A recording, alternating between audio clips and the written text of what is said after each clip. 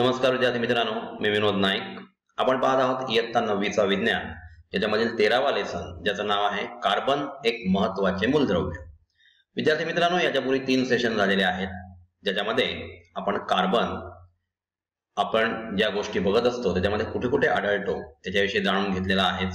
त्याचप्रमाणे कार्बनच्या संयुजेविषयी म्हणजेच कार्बनचा atomic number 6 असल्यामुळे 2, 4 हे त्याचं इलेक्ट्रॉनिक स्वरूपण, पहिल्या कक्षेची कॅपॅसिटी 2 इलेक्ट्रॉन होल्ड करण्याची आणि दुसऱ्या कक्षेमध्ये 4 इलेक्ट्रॉन्स, म्हणजे अष्टक करण्यासाठी ह्याला अजून 4 इलेक्ट्रॉन्सची गरज आहे. 4 बॉन्ड हा तयार करतो, परंतु 4 इलेक्ट्रॉन्स देत नाही, तो 4 इलेक्ट्रॉन घेत नाही, कारण एवढा प्रभार जो आहे तो न्यूक्लियसला झेपणारा नाहीये आणि त्याच्यामुळे हा सहसंयोजी बंध तयार करतो, म्हणजे कोव्हॅलेंट बॉन्डिंग तयार करतो आणि म्हणजे भागीदारी करत असल्यामुळे, शेअरिंग करत असल्यामुळे कोव्हॅलेंट बॉन्ड्स तयार होतात आणि कार्बन पासून विविध प्रकारची संयुग तयार होतात. याच्याविषयी आपण याच्यापूर्वी जाणून घेतलेला आहे. त्याचप्रमाणे याचं स्ट्रक्चर सुद्धा आपण आता पाहणार आहोत, कशा प्रकारे हा सहसंयोजी बंध तयार करतो. त्याचप्रमाणे विद्यार्थी मित्रांनो, आपण बघितलं की कार्बनची वेगवेगळी ॲलोट्रोप्स आहेत. ॲलोट्रोप्स म्हणजे अपरूप. आता अपरूपांमध्ये आपण बघितलं की हिरा आहे, त्याच्यानंतर आपण दुसरं बघितलं की ग्रॅफाइट आहे, फुलेरिन आहे. त्यांची रचना कशी आहे त्याच्याविषयी सुद्धा आपण जाणून घेतलं. हिरा हा अत्यंत कठीण असा पदार्थ आहे जो कार्बनचा अपरूप आहे.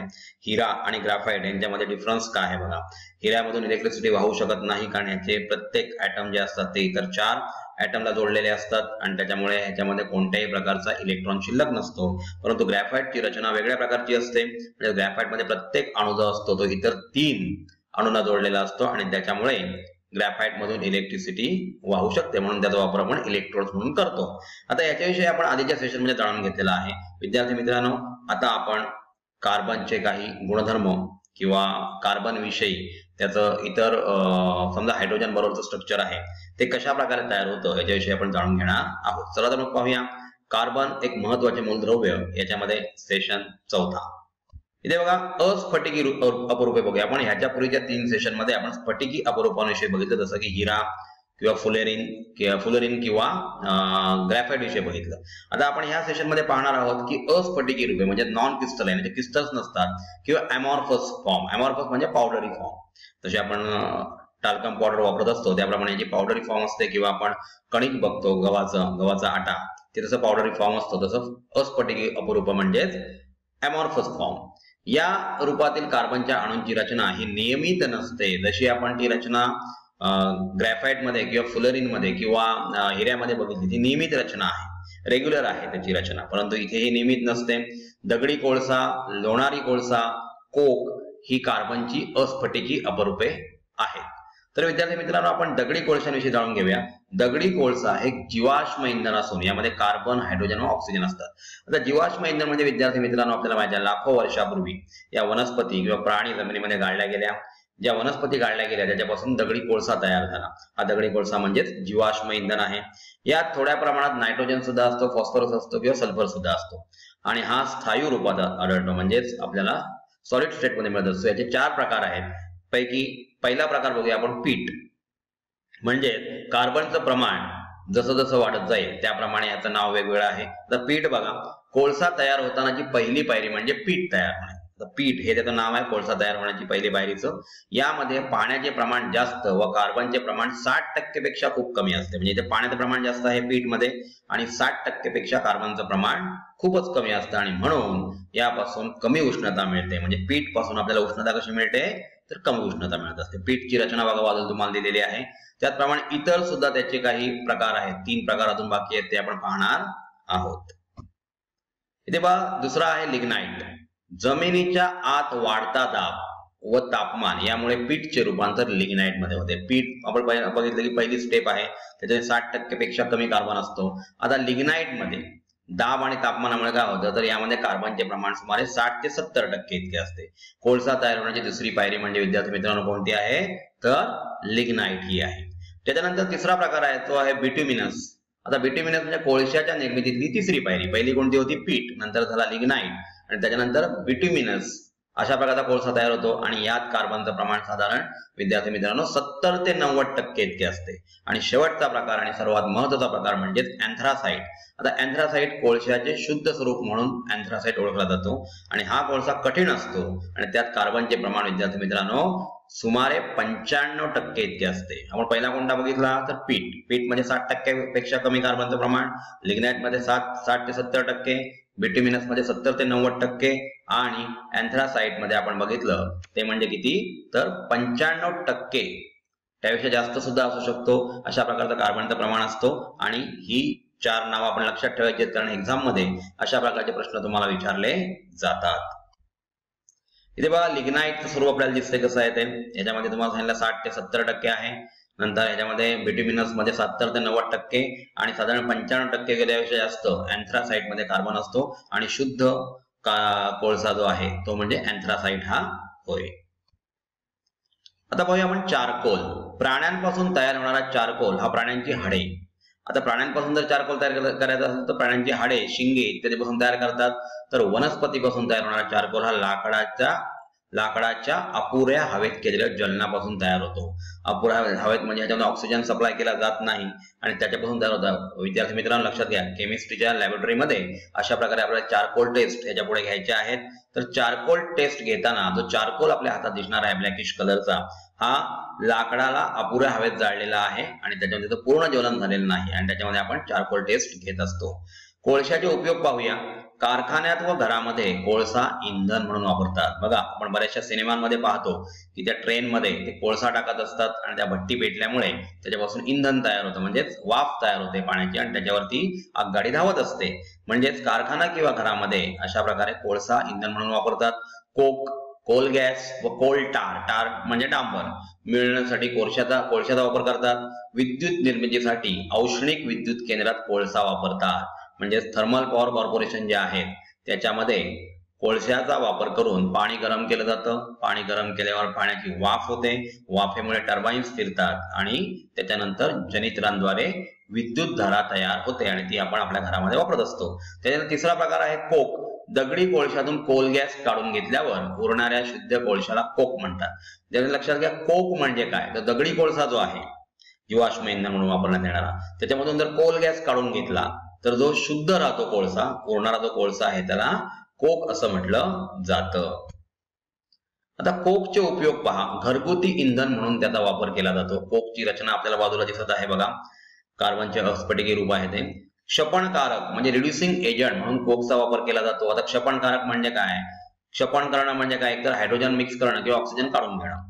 तर क्षपणकारक म्हणजे ऑक्सिजन काढून घेतला की CO2 तयार करतो. अशा प्रकारे त्याचा क्षपणकारक म्हणून वापर केला जातो. वॉटर गॅस CO+H2 याच्यापासून वॉटर गॅस तयार होतो व प्रोड्युसर गॅस CO+H2+CO2+N2 यांच्या निर्मितीमध्ये कोकचा वापर मोठ्या प्रमाणात केला जातो.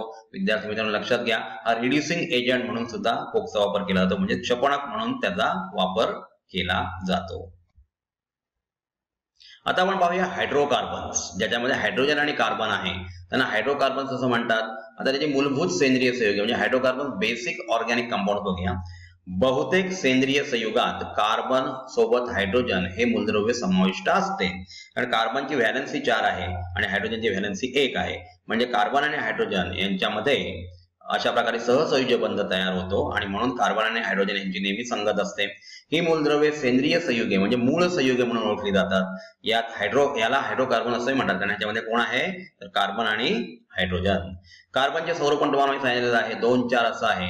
म्हणून कार्बन अणूच्या दुसऱ्या कक्षेत 4 इलेक्ट्रॉन्स मिळाले तर शेवटच्या कक्षेतील अष्टक पूर्ण झाल्याने त्याचे इलेक्ट्रॉन सौरपण जवळच्या निष्क्रिय वायू म्हणजे निऑनचा ॲटॉमिक नंबर 10 आहे. तर इलेक्ट्रॉनिक स्वरूपण 2 आणि 8 असं होईल. अशाप्रमाणे स्थिर होतं आणि त्यामुळे कार्बनची संयुजा 4 असते कारण तो 4 बॉन्ड तयार करतो. अष्टक तयार करण्यासाठी दुसऱ्या कक्षेमध्ये 4 इलेक्ट्रॉन्स बरोबर तो शेअरिंग करतो, मात्र म्हणजे भागीदारी करतो. मात्र हे होताना इलेक्ट्रॉनची देवघेव न होता भागीदारी होते. म्हणजे इलेक्ट्रॉन डोनेट किंवा एक्सेप्ट केला जात नाही. इलेक्ट्रॉन डोनेट किंवा एक्सेप्ट केला की आयोनिक कंपाऊंड तयार होतं आणि इलेक्ट्रॉनची भागीदारी केली की कोव्हॅलंट कंपाऊंड म्हणजे सहसंयुज बंधयुक्त कंपाऊंड तयार होतात. म्हणजेच तो दुसऱ्या कार्बन सोबत अथवा दुसऱ्या मूलद्रव्याच्या अणूसोबत 4 सहसंयुज बंध तयार करतो. का 4? तर याची व्हॅलेन्सी 4 आहे. कार्बनच्या आउटरमोस्ट शेल मध्ये 4 इलेक्ट्रॉन्स आहेत, 2 आणि 4 याचं इलेक्ट्रॉनिक कॉन्फिगरेशन विद्यार्थी मित्रांनो आहे. तर अशा प्रकारे तो कोव्हॅलंट बॉन्ड तयार करतो. जेव्हा कार्बन प्रत्येकी 1 इलेक्ट्रॉन अशा प्रकारे 4 हायड्रोजन अणूंबरोबर 4 इलेक्ट्रॉनची भागीदारी करून 4 CH बंध तयार करतो, तेव्हा मिथेनचा मॉलिक्यूल तयार होतो. या मिथेनच्या मॉलिक्यूल विषयी आपण पुढल्या स्लाइड मध्ये पाहणार आहोत. इथे पहा विद्यार्थी मित्रांनो, कार्बनचा अणु क्रमांक तुम्हाला सांगितला 6 आहे, 2 आणि 4. आउटर मोस्ट शेल मध्ये म्हणजे आतली शेल त्याची फुलफिल आहे 2 इलेक्ट्रॉन्सनी, त्याच्यानंतर 4 इलेक्ट्रॉन्स असल्यामुळे याला अष्टक तयार करायचं म्हणजे ऑक्टेट तयार करायचं आहे आणि निऑनचं इलेक्ट्रॉनिक कॉन्फिगरेशन अटेंड करायचं आहे. कारण मूलद्रव्याच्या आवर्त सारणीमध्ये कोणतंही इलेमेंट आपल्या नजीकच्या नजीकच्या निष्क्रिय वायूचं म्हणजे नोबल गॅसचं इलेक्ट्रॉनिक स्वरूपण अटेंड करण्याचा प्रयत्न करतो. आता कार्बनच्या नजीक आहे निऑन आणि म्हणून 8 इलेक्ट्रॉन त्याच्या आउटर मोस्ट शेल मध्ये आलेले आपल्याला दिसत आहेत. त्याच्यामध्ये कार्बनचे बाहेरचे 4 इलेक्ट्रॉन्स आणि हायड्रोजनचा प्रत्येकी 1 यांच्यामध्ये शेअरिंग होते आणि सहसंयोजी बंध तयार होतात. तर सहसंयोजी बंधांचे विद्यार्थी मित्रांनो काही गुणधर्म पहा. सहसंयोजी संयुगांचा द्रवणांक आणि उत्कलनांक कमी असतो. आपण जर आयोनिक कंपाऊंड बघितले तर त्यांचा उत्कलनांक किंवा द्रवणांक खूप हाय आहे आणि ते बॉन्ड ब्रेक करायला खूप एनर्जी लागते. इथे सहसंयोजी बंध जे आहेत ते इझिली ब्रेक होऊ शकतात आणि म्हणून त्यांचा मेल्टिंग पॉइंट आणि बॉइलिंग पॉइंट म्हणजे द्रवणांक आणि उत्कलनांक कमी आहे. सामान्यतः पाण्यात अद्रावणीय आणि सेंद्रिय द्रावकात द्रावणीय असतात म्हणजे केरोसिन मध्ये ते द्रावणीय असू शकतात, परंतु पाण्यात अद्रावणीय आहेत. आपल्याला माहिती आहे पाणी हे युनिव्हर्सल सॉल्व्हंट आहे, वैश्विक द्रावण आहे, परंतु अशा प्रकारचे जे कोव्हॅलंट बॉन्ड युक्त जी संयुग आहेत ती पाण्यामध्ये द्रावणीय नसतात. उष्णता आणि विद्युत यांचे कमी प्रमाणात ते वाहक असतात म्हणजे थोड्या प्रमाणात ते वहन करू शकतात, परंतु ते कमी प्रमाणात त्याचे वाहक असतात म्हणजे ते सेमी कंडक्टर साधारण मधल्या पोर्शन मध्ये मधल्या क्षमतेची ती इलेक्ट्रिसिटी किंवा उष्णता वाहून घेऊ शकतात. आता इलेक्ट्रॉनचं डॉट प्रतिकृती आपल्याला दिसते बघा. अशा प्रकारची प्रतिकृती आपल्याला एक्झाम मध्ये विचारली जाते. मिथेनचं स्ट्रक्चर बऱ्याच वेळा विचारलं जातं. संतृप्त आणि असंतृप्त हायड्रोकार्बन विद्यार्थी मित्रांनो, सॅच्युरेटेड आणि अनसॅच्युरेटेड हायड्रोकार्बन. आता हे जे सॅच्युरेटेड आणि अनसॅच्युरेटेड हायड्रोकार्बन आहेत यांच्याविषयी डिटेलमध्ये स्टडी आपण पुढल्या वर्षी करणार आहोत 10th मध्ये. कार्बन अणू एक वैशिष्ट्यपूर्ण गुणधर्म दाखवतो. तो इतर कार्बन अणूंबरोबर सहसंयोजी बंध करून कार्बन अणूंची शृंखला तयार करतो आणि ह्या त्याच्या प्रॉपर्टीला काय म्हणतात तर कॅटेनेशन असं म्हटलं जातं. मालिका बंधन तो तयार करतो. ज्या हायड्रोकार्बनच्या सर्व कार्बन अणूमध्ये फक्त एकेरी बंध असतो त्यांना संतृप्त म्हणतात. म्हणजे इथेन C2H6 याच्यामध्ये CH3CH3 ही डिटेल स्ट्रक्चर आपण नेक्स्ट इयर स्टडी करणार आहोत. Propane CH3CH2CH3. नंतर काही हायड्रोकार्बन मध्ये 2 कार्बन अणूमध्ये बहुबंध असतात म्हणजे डबल बॉन्ड किंवा ट्रिपल बॉन्ड. तुम्हाला खाली एक्झाम्पल दिलेत बघा. इथाईन म्हणजे ह्याच्यामध्ये ट्रिपल बॉन्ड पाहिजे कारण हे अल्काईन आहे. इथिन हे अल्किन आहे याच्यामध्ये डबल बॉन्ड असतो. इन म्हणजे इथिन आला की ते अल्किन झालं याच्यामध्ये डबल बॉन्ड असतात आणि इथाईन म्हणजे अल्काईन असतात त्याच्यामध्ये ट्रिपल बॉन्ड. तर डबल बॉन्ड आणि ट्रिपल बॉन्ड ज्याच्यामध्ये असतात त्यांना असंतृप्त हायड्रोकार्बन किंवा अनसॅच्युरेटेड हायड्रोकार्बन असं म्हणतात. जेव्हा कार्बनच्या 2 अणूंमध्ये सहसंयोजी बंध होतो तेव्हा त्या अणूवर प्रभाव निर्माण होतो का? 2 कार्बन अणूंमधील एकेरी बंध मजबूत व स्थिर का असतो? विद्यार्थ्यांना लक्षात घ्या, इलेक्ट्रॉन दिला गेला किंवा इलेक्ट्रॉन घेतला गेला म्हणजे आयोनिक कंपाऊंड जे आहे उदाहरणार्थ NaCl, Na मधून एक इलेक्ट्रॉन Cl ला दिला जातो म्हणून Na वर 1 प्लस चार्ज येतो, प्रोटॉनची संख्या वाढते त्यामुळे.